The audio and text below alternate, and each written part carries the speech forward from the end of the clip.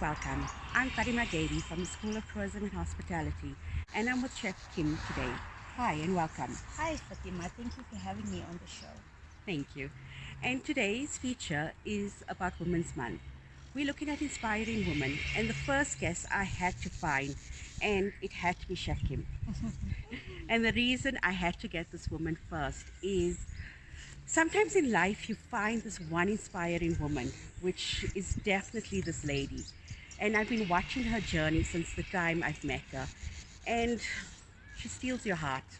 Every time you meet this dynamite of a woman, she's done something different. And oh, like it's like emotional. And I think when you're going to hear her story, you're going to understand why. And in a few hours, you're leaving for Durban again. Yes, I am.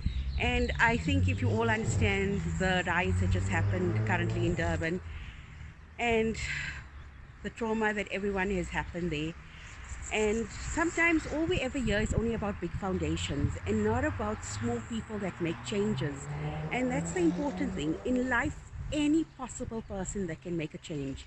And we forget that it's about the woman in our life. And it's the ladies. It's our mothers, it's our sisters, and it's these small people are the first steps in our lives that make the changes. And they're the ones that inspire us and inspire a nation. And I think, Kim, would you like to give us a bit about your story?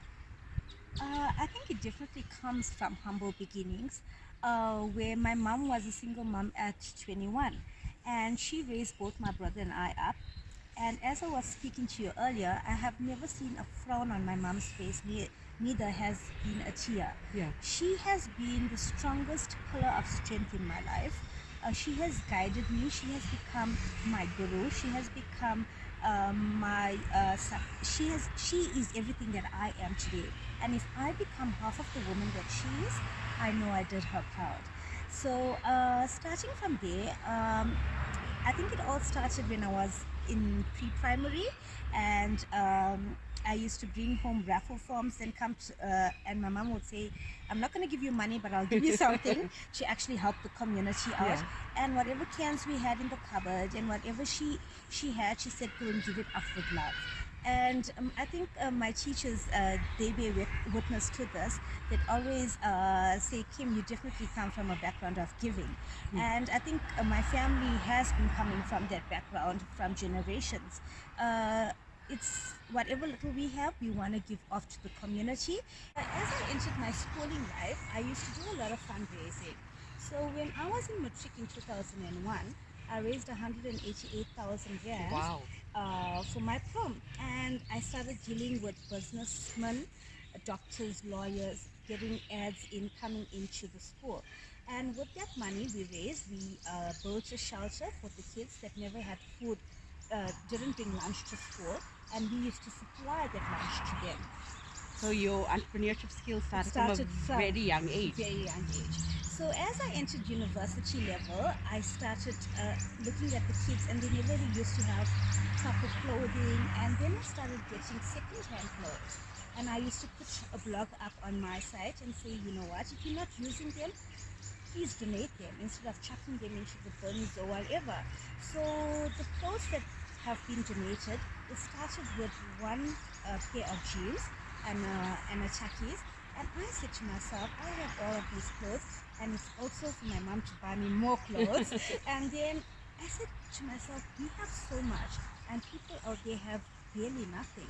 And my best friends didn't even have proper shoes. And I couldn't see myself walking with them when they themselves didn't have proper shoes. So I started collecting items, and when I felt that Durban has given me so much of love, and I wanted to expand that love, I moved to Johannesburg, the city of gold. Yeah. And I said to myself, if this is the city of gold, I'm sure there is great diamonds to be found here, and for me to share them towards my community where I live. And it all started last year.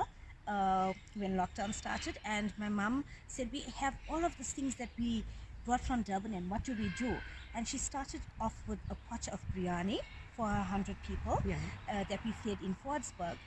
And my mom says, you know what? We still missed out like maybe 20 more people. Can we go home quickly and cook?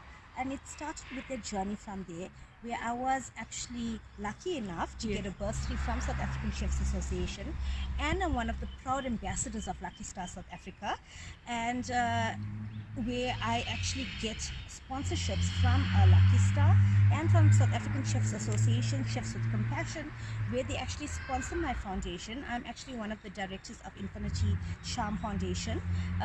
It's a group of dedicated women, strong and brave women. My mom is also one of the directors there. And I feel with the love that my mom and I have, we share it off to the community. And up to date, we actually fed 4.8 million people. Wow.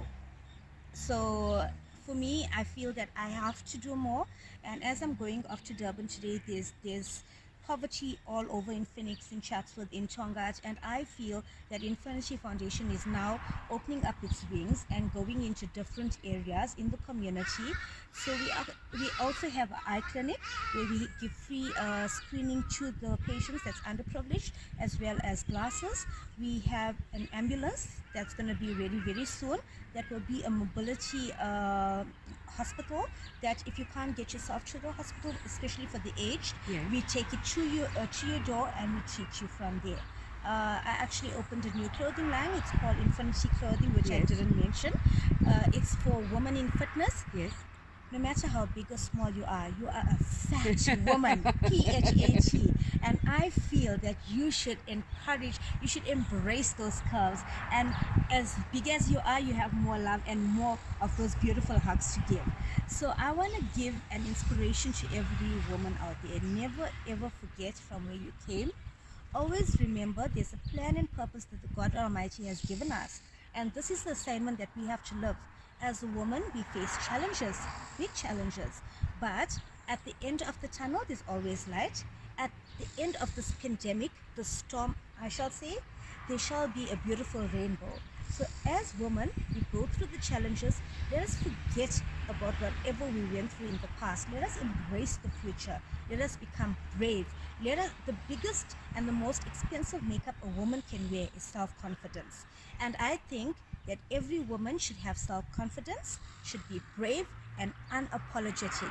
A very happy Women's Month to all the amazing women out there, the single women out there.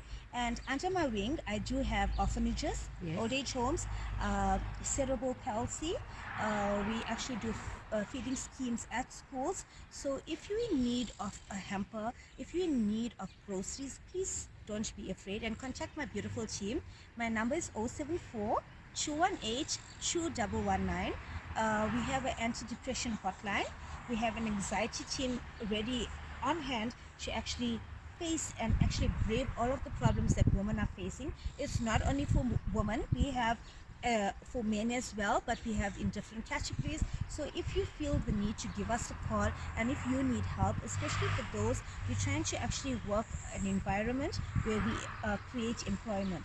So once that is, I think, sustained in South Africa, that is the biggest elimination that we need to face as well. So if I can get those women that didn't have the chance to study and are willing to give it a second chance, no matter how old you are, learning never stops. So I am offering bursaries where through an affiliated obviously institution, and if you come and be a volunteer in my organization, serve any organization, if you have a can of food at home, and 99.9% of families have excess of food which they throw away into the bins, and we actually make use of that because we, obviously not expiry, but we can actually feed another 15% from that, and the world would not be in starvation.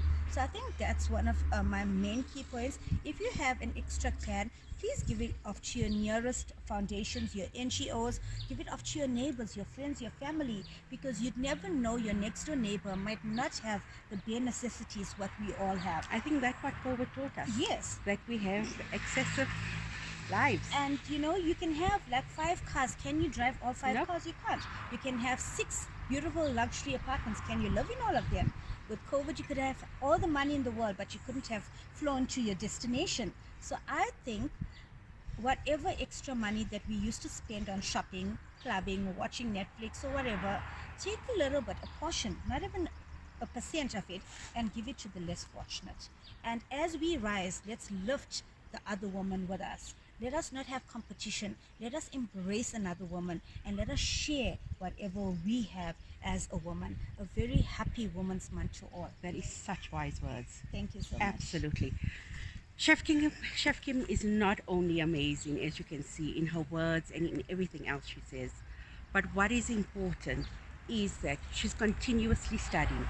Not only does she have a nutritionist degree, not only is she a qualified chef, not only does she run a fitness line now, she runs a foundation and she runs multiple community organizations and she keeps building up on this. She is amazing and phenomenal woman. We are proud of you. Superb. Thank you so much. As appreciation from one woman to another, this is a small token to say thank you for every single thing that you do. Thank you so much, Fatima. Happy Women's Month to you as well. Happy Women's Month, everyone. Take care. Bye. Bye.